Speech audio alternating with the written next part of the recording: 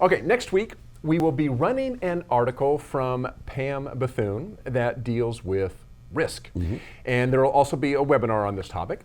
Pam will be joining us in just a moment, but I wanted to give you a taste of what Pam will be discussing, because there's a couple paragraphs that I think really, from her article that'll be out next week, that really set this up. She writes, every action or failure to take action by a company naturally has some sort of risk inherent in the process. To survive, a company needs to identify opportunities and take them when beneficial. But the amount of risk must be understood, whether it's determining to pursue new markets and make new investments or discontinuing those pursuits. Risk is built into the nature of any business. If risk is built into the nature of business, then risk analysis and management may be the most important activities a company engages in. With the recent changes to management system standards, the concept of risk management has never been more prominent or had more potential to be misunderstood. That's from Pam Bethune's upcoming article, and also the topic of a webinar that's coming up in a week. We'll have some more information on that.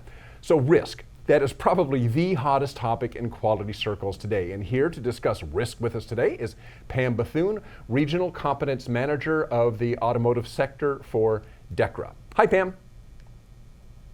Hi, guys. Hey. How are you? All right. Well, let's get going into risk. You have said, and you say this in your article, that there are misunderstandings and misconceptions about risk. I think particularly as it relates to ISO 9001. What are some of those misunderstandings and misconceptions about risk? Well, I see three big ones in what we do. First of all, the idea that it's boundless, that it's somehow we have to worry about whether the moon will fall or an asteroid will hit. And the second one is people looking only at negatives, and I'll go into these in a little more detail in a second. And the third one is trying to use some generic risk management spreadsheet you got from somebody. So let's talk about the first one. And by the way, great lead-in. That book you were just talking about, that talks about risk. Yep. The disruptive activities, those are a risk as well as an opportunity. So great lead-in, wonderful. So let's talk about first this open-ended process. I think the problem there is that people look at the statement, you have to understand and manage your risk, without understanding that ISO gives you some boundary statements. So they give you something that will take that huge thing and make it a little smaller, a little more special for just your business. So I think that people need to read that standard very carefully and find those boundary statements.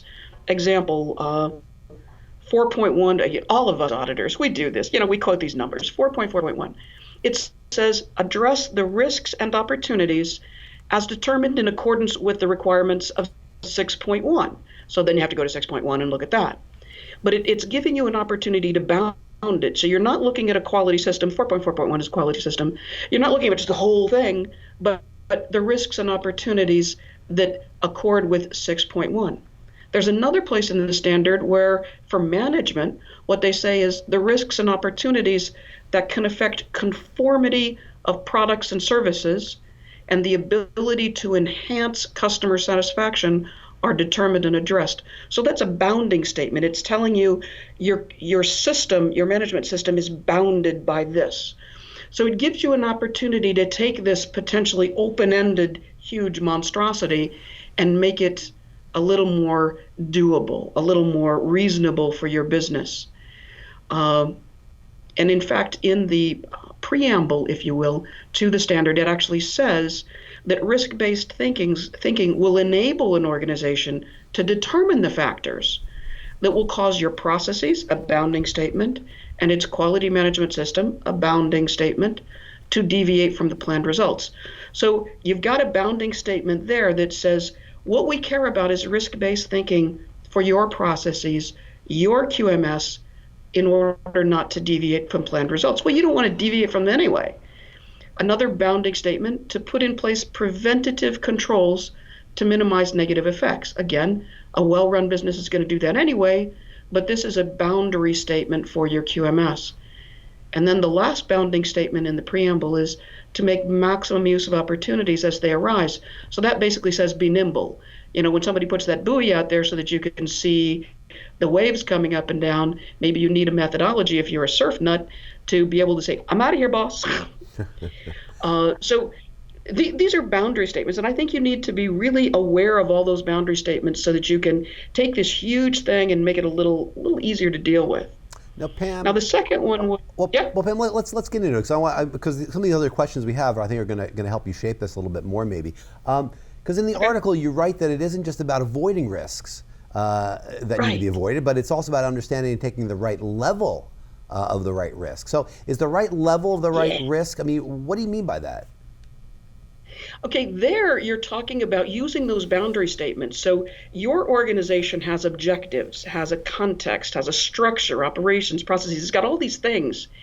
And if you don't use those boundary statements, you're going to take this huge risk thing and have this monstrous spreadsheet or whatever that's trying to understand risks that are frankly not important to you.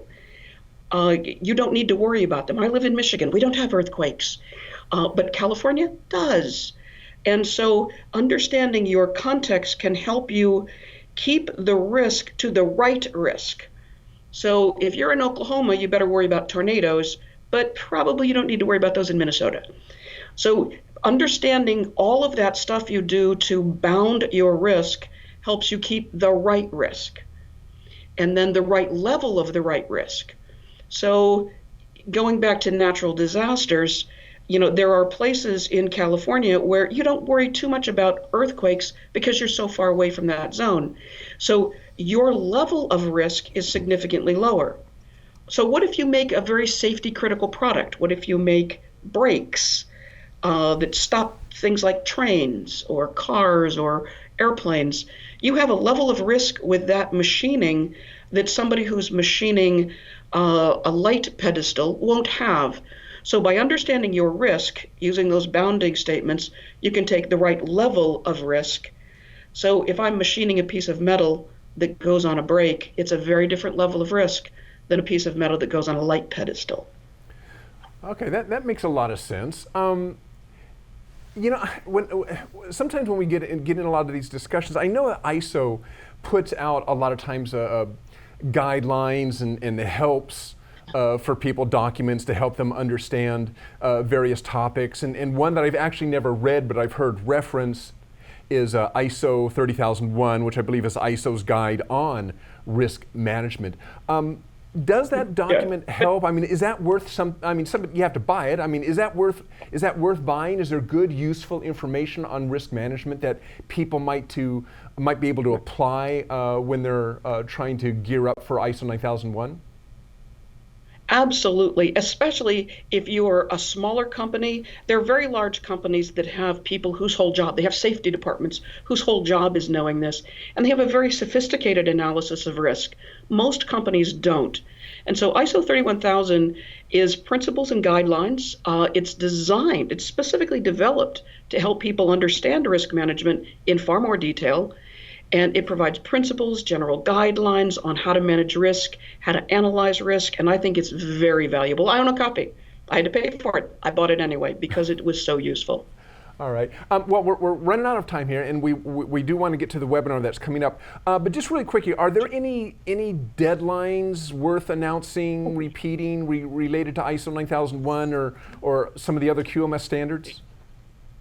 September 2018 is the last time you can transition to the 2015 version of any of the standards, ISO 14000, ISO 9000, all of those. Remember, September 2018.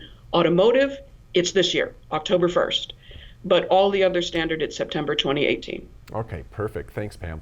So if you're interested, as we mentioned here, if you're interested, Pam is very knowledgeable about this. I've been to another of her webinars. As you can tell, she knows a lot about this. She's a very good presenter. If you're interested in learning more about this topic, Quality Digest is hosting a webinar with DECRA and Pam Bethune titled Fundamentals of Risk Management. Not next week, but the week after that on Thursday, July 27th. That's Thursday, July 27th at 2 p.m. Eastern, 11 a.m. a.m. Pacific. There's a link for it underneath her player page down there. Pam will be presenting, and I'll be your host. So keep your eye on your email inbox for more details on that. Or just click, if you're interested right now, just click on the link underneath the player. It'll take you right out there to the registration form. As usual, it's a free webinar. Pam, thanks a lot for joining us this morning. Thank you much. Have a good day, gentlemen. Okay, thanks, and we'll see you at the webinar. Thanks, See ya. Pam. All right. Yeah, we Bye-bye. did do one with Pam a few months Yeah, it was. back. Yeah, and it was really really well attended, well received, and a lot of great information. Pam, as Yeah. you can tell from that little interview there, is a really knowledgeable Yeah, presenter. she's a very animated presenter. Yes, She's really good. really you interesting. will definitely be listening. Her slide deck will be good, so you'll want to Yep. check out that one. All right, thanks, Pam. Thanks, Dirk. Okay.